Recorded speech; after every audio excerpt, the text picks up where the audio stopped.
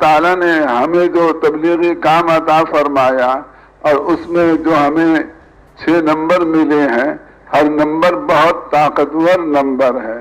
ہر number, مثلا پہلا number ہے لا الہ الا اللہ محمد الرسول اللہ.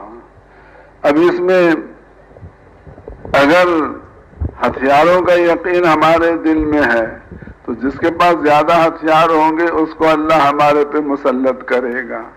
اگر مال پر ہمارا یقین ہے تو جس کے پاس مال زیادہ ہے اللہ اس کو ہمارے اوپر مسلط کرے گا.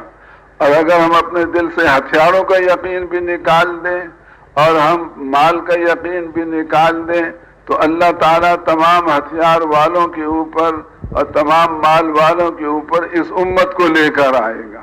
یعنی یہ پہلا نمبر کوئی معمولی نہیں ہے کہ بھئی ایمان بنے نہ بنے، نہیں، بنے تو فائدہ بہت اور نہ بنے تو نقصان بھی اس کا بہت. اور نماز کے بارے میں فرماتے تھے کہ جس دن مسلمان 50% نمازی ہو گئے اس دن مسلمانوں کا زوال رک جائے گا اور غیروں کا عروج رک جائے گا.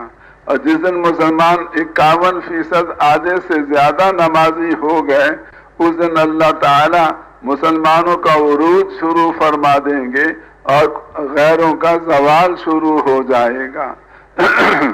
تو اس لیے نماز کو ہم معمولی سمجھتے ہیں، نماز بہت طاقتور عمل ہے. اتنا طاقتور ہے کہ اس کے سامنے کوئی کھڑا نہیں ہو سکتا. اور جس دن مسلمان آدھے سے زیادہ نمازی ہو گئے مسلمانوں کی دنیا کا عروج شروع ہو جائے گا اور غیروں کا زوال شروع ہو جائے گا. اللہ کا علم، سارے انسانوں کے پاس جو انسانی علوم ہیں وہ اللہ کے علم کے سامنے کوئی حیثیت نہیں رکھتے. واللہ یعلم وانتم لا تعلمون، اللہ جانتا ہے اور تم نہیں جانتے. انسانی علوم اللہ کے علم کے سامنے جہالت ہے یا علم نہیں ہے. جہالت 2 چیزوں کا نام ہے، ایک نہ جاننا، ایک غلط جاننا. ایک آدمی سے پوچھتے ہیں آپ شعر کو جانتے ہو؟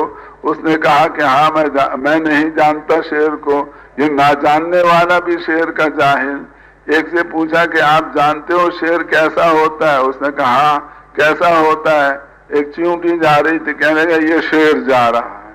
وہ چیونٹی کو شعر سمجھتا ہے. تو یہ غلط جاننا یہ بھی جہالت ہے. تو اب ساری دنیا کے انسان جتنے انسانی علوم والے ہیں وہ سب غلط جانتے ہیں. کیا غلط جانتے ہیں؟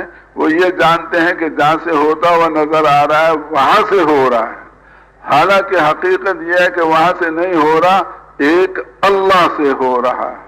تو یہ سارے انسان غلط جانتے ہیں، اس لیے ان کا علم اللہ کے نزدیک جہالت ہے اور اللہ کا علم کل ہے. اللہ کے علم کے سامنے انسانی علوم کوئی حیثیت نہیں رکھتے. اسی وجہ سے رسول پاک علیہ الصلوۃ والسلام نے صحابہ میں سے کسی صحابی کو ان دنیا کے ملکوں میں نہیں بھیجا کہ دنیاوی علوم وہاں کے سیکھ کر آؤ.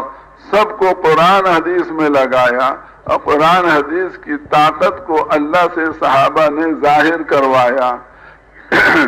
اللہ کا ذکر بھی بہت بڑی طاقت ہے، اتنی بڑی طاقت کہ رسول پاک علیہ الصلوۃ والسلام آرام فرما رہے تھے ایک سفر میں درخت کے نیچے، پہاڑی پاس اس کی چوٹی پہ ایک کافر وہ نیچے اترا اور تلوار حضور کی اتار کر درخت سے نیام سے نکال کر، اب وہ حضور کو سوتے ہوئے قتل کر سکتا تھا لیکن اس نے یہ سوچا کہ میں کچھ حضور کا مذاق اڑاؤں اور پھر بعد میں قتل کروں گا.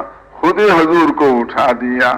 اب رسول پاک علیہ السلام اٹھے تو آپ دیکھ کر حیران ہو گئے کہ سامنے دشمن کھڑا ہے، اس کے ہاتھ میں میری تلوار ننگی ہے اور یہاں کوئی مجھے بچانے والا بھی نہیں. لیکن آپ کے دل میں اللہ کا دھیان 100% ہر وقت موجود رہتا تھا. آپ کا دھیان دل میں اللہ کا دھیان کیا تھا کہ یہ انسان اللہ کا پیدا کیا ہوا ہے، اس کے جسم کے ہر حصے کی نقل و حرکت اللہ کے حکم سے ہے اور اللہ جو چاہیں گے اس کے ساتھ وہ ہوگا. اس لیے اس نے اگراہ مذاق پوچھا اے محمد آپ کو مجھ سے کون بچائے گا؟ آپ نے فرمایا اللہ.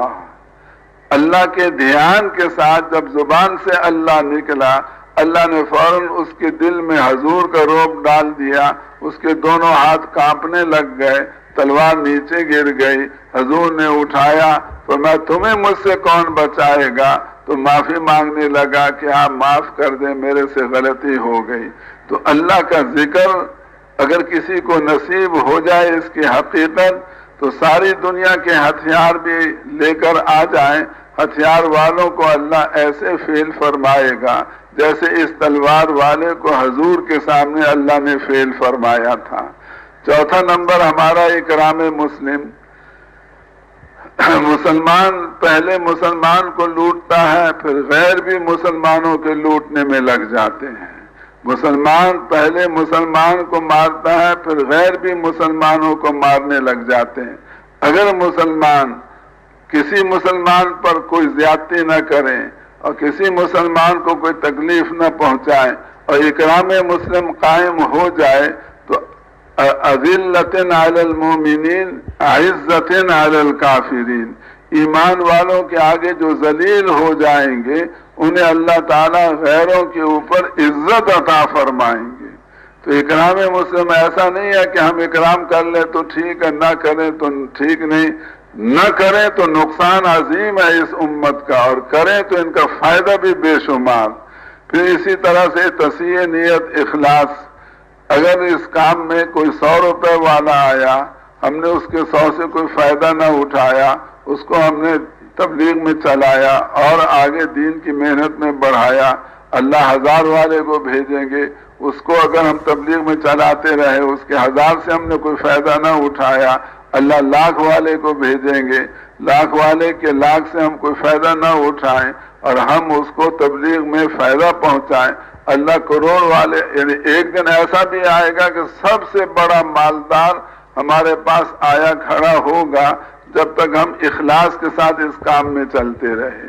اور جہاں ہم نے آنے والوں کی دنیا سے فائدہ اٹھانا شروع کر دیا، اوپر والوں کو بھیجنا اللہ تعالیٰ روک دیں گے۔ اس لیے چھٹا 5واں نمبر بھی بہت اہم، بڑا ضروری۔ اگر یہ ہوگا تو ہمارے کام میں بے انتہا قوت ہوگی اور بہت ترقی ہوگی۔ اور چھٹا نمبر دعوت و تبلیغ۔ اب اس میں غیروں کا حق ہے ہمارے اوپر کہ ہم جا کر ان کو دعوت دیں، کیونکہ اللہ نے اس امت کو نبیوں کی طرح سے مبعوث فرمایا ہے اور اس کا اللہ نے ذمہ لگایا ہے کہ سارے انسانوں کے پاس جاؤ اور جا کر ان کو دعوت دو۔ اب امت نے دعوت کا کام چھوڑ دیا، اس وجہ سے امت آج غیروں کا حق ادا کرنے والی نہ رہی، اور جو حق ادا نہیں کرتا وہ ظالم اور دوسرا مظلوم۔ اب جب ظالم مسلمان دعوت نہیں دیتا تو اللہ تعالیٰ کے نزدیک غیر جتنے ہیں وہ سارے مظلوم ہیں، ان کا حق مسلمانوں نے ادا نہیں کیا، اس لیے کوئی بات ہوگی تو اللہ کی مدد غیروں کے ساتھ ہوگی، اپنوں کے ساتھ نہیں ہوگی۔